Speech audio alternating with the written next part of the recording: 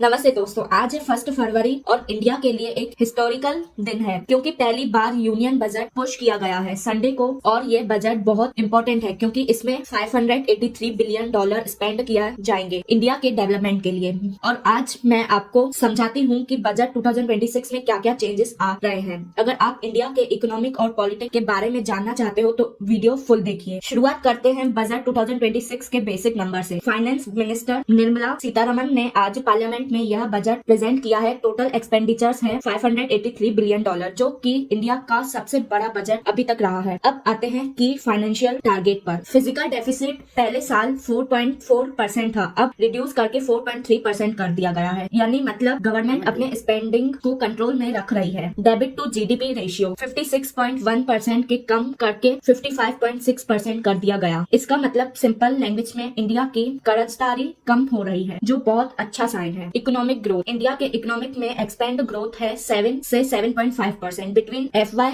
26 और 27। तो despite global changes India अलग ही ग्रोथ कर रहा है। एक और इम्पोर्टेंट बात, ये पहली बार है जब बजट संडे को प्रेजेंट हुआ है। इसमें क्या स्पेशल है? इसका रीजन ये है कि 2017 से ट्रेडिशनल शुरू हुआ था कि बजट 1 फरवरी को ही प्रेजेंट होता है और यह साल 1 फरवरी संडे को पड़ गया, तो इस हिस्टोरिकल मोमेंट बन गया। अब बात करते हैं इंफ्रास्ट्रक्चर के बारे में, जो यह बजट का सबसे बड़ा फोकस है। रेलवे के लिए ह्यूजल ओकेशन रेलवे को दिया गया है। 2,77,830 करोड़ कैपिटल एक्सपेंडिचर के लिए पिछले साल 2,000 करोड़ था, तो यह 10.25% की इंक्रीज है। यह रेलवे का सबसे हाईएस्ट एलोकेशन अभी तक। इस पैसे से क्या बनाएंगी? नए railway lines, locomotive, wagons, coaches, सब कुछ बनाएंगी। मतलब अब नोटिस करेंगे कि नेक्स्ट फ्यू इयर्स में रेलवे इंफ्रास्ट्रक्चर में मैसिव चेंजेस आएगा। एक्स्ट्रा बजट रिसोर्सेज से रेलवे को 15,000 करोड़ और मिलेगा, तो टोटल कंसीडर करो तो यह बहुत बड़ी इन्वेस्टमेंट है। टेलीकॉम सेक्टर का रिवॉल्यूशन, टेलीकॉम मिनिस्टर को एलोकेशन दिया गया 73,990 करोड़। यह रिसीव्ड एस्टिमेट से 40% ज्यादा है। पिछले साल 53,000 करोड़ था, तो यह एक बड़ा जंप का साइन है। यह पैसा किससे लिया? भारत नेट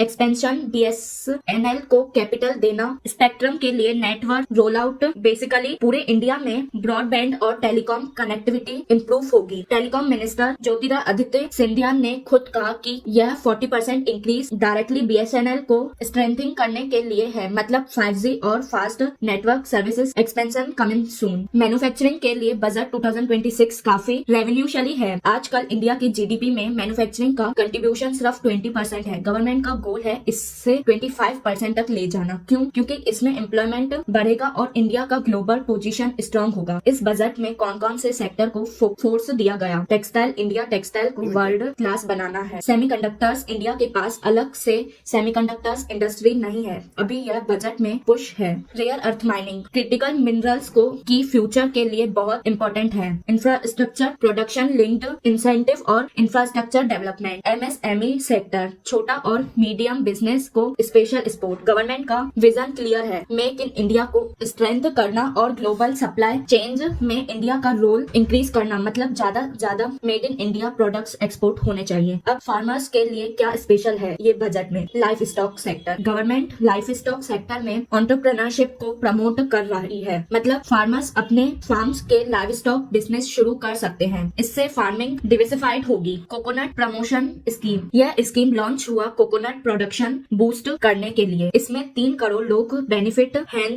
जिसमें से 1 करोड़ फार्मर्स है। Basically south Indian, particularly Kerala, Tamil Nadu में कोकोनट फार्मिंग इंकरेज की जाएगी। इंडिया कोकोनट और कैशू, गवर्नमेंट का एम है कि इंडिया कोका कोला और इंडिया कैशू को प्रीमियम ग्लोबल ब्रांड्स बनाएगी ईयर 2030 तक। मतलब एक्सपोर्ट्स इंक्रीज होंगे और फार्मर्स को बेटर प्राइस मिलेंगे। हाई वैल्यू क्रॉप सपोर्ट दिया गया सैंडलवुड, वॉलनट्स जैसे प्रीमियम क्रॉप्स के लिए। गवर्नमेंट और स्टेट्स पार्टनरशिप में सैंडलवुड इकोसिस्टम को रिस्टोर करेगी। ये लॉन्ग टर्म स्ट्रेटजी है। तो फार्मर्स के लिए मैसेज ये है, यह बजट डाइवर्सिफिकेशन और प्रीमियम क्रॉप पे फोकस है। मतलब ओरिजिनल फार्मिंग, हॉर्टिकल्चर और स्पेशलिटी क्रॉप में अपॉर्चुनिटी है। सोशल सेक्टर और हेल्थ के लिए भी इम्पोर्टेंट अनाउंसमेंट है। मेंटल हेल्थ फोर्स, निम्हांस 2.0 सेटअप होने वाला है। निम्हांस मतलब national institute of mental health और न्यूरो साइंस। यह इंडिया का लीडिंग मटेरियल हेल्थ इंस्टीट्यूशन है और साथ में नेशनल मेंटल हेल्थ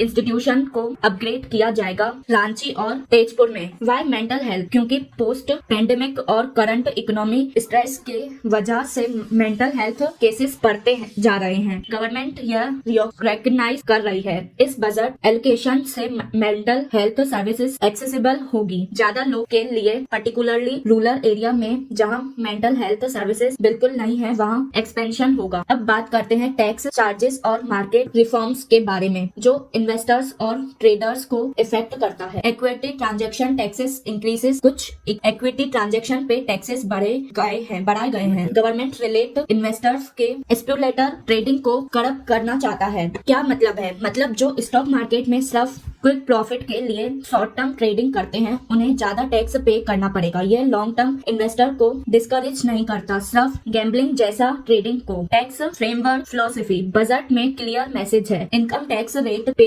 कट्स नहीं, लेकिन कंप्लायंस करना इजी होगा। चाहे ट्रस्ट बेस्ड टैक्स सिस्टम बनाया जाएगा। ग्लोबल कम्पेटिटिवनेस। टैक्स सिस्टम को मॉडर्नाइज किया जाएगा ताकि इंडिया ग्लोबली कम्पेटिटिव रहे। इंडिया को एफडीआई को फॉरेन इन्वेस्टमेंट के लिए अट्रैक्टिव बनाया है। बेसिकली बजट में मैसेज ये है, हम आपको टैक्स कट्स नहीं दे रहे, पर टैक्स सिस्टम को सिंपल और ट्रांसपेरेंट बनाते जा रहे हैं। बजट को समझने के लिए ग्लोबल कॉन्टेक्स्ट समझना जरूरी है। US tariff force. US president Donald Trump ने इंडिया पर 50% टैरिफ लगा दिया रशियन ऑयल इंपोर्ट पर। इसका मतलब सिंपल, इंडिया पर सेक्शंस जैसा इफेक्ट हो रहा है। तो यह बजट इसका काउंटर बैलेंस करना ट्राई कर रहे हैं। इंफ्रास्ट्रक्चर और मैन्युफैक्चरिंग में फोर्स करके इंडिया अपनी सेल्फ रिलायंस बढ़ाना चाहती है। India UAE trade deal. Positive news ये है कि इंडिया और यूरोपियन यूनियन के बीच ट्रेड एग्रीमेंट एडवांस हो रही है, उससे एक्सपोर्ट में अपॉर्चुनिटी बढ़ेगा। रुपए वीकनेस। रुपए ऑल टाइम लो पे गया है रिसेंटली। क्योंकि फॉरेन इन्वेस्टर्स ने 22 बिलियन का अमाउंट इंडिया स्टॉक से निकाल लिया। तो यह बजट इंफ्रास्ट्रक्चर और डोमेस्टिक ग्रोथ पर फोर्स कर रहा है ताकि इंडिया असेट्स अट्रैक्टिव रहे और फॉरेन इन्वेस्टर वापस आए। Global supply chain. India globally important हो गया है यूएस चाइना ट्रेड वॉर के कारण। तो बजट में मैन्युफैक्चरिंग और एक्सपोर्ट बेस स्ट्रेंथ करने की स्ट्रेटजी है। तो ओवरऑल में यह बजट काफी स्ट्रेटेजिक है। अब एक technical but important part, government कैसे इस बजट को फाइनेंस करेगा। Recorded bond issues. Government 17.2 trillion worth bonds issue करने वाले हैं। यह रिकॉर्ड्स हाई हैं। कंसेंसस एस्टिमेट 16.5 ट्रिलियन था, पर गवर्नमेंट ने ज्यादा डिसीजन किया। इसका मतलब गवर्नमेंट को ज्यादा बोरिंग करना पड़ेगा। तो फाइनेंस करने के लिए when market reopen bond yields increase होने के चांसेस हैं। Focus on capex. Budget primarily capital expenditure पर फोकस है। इसका मतलब गवर्नमेंट करंट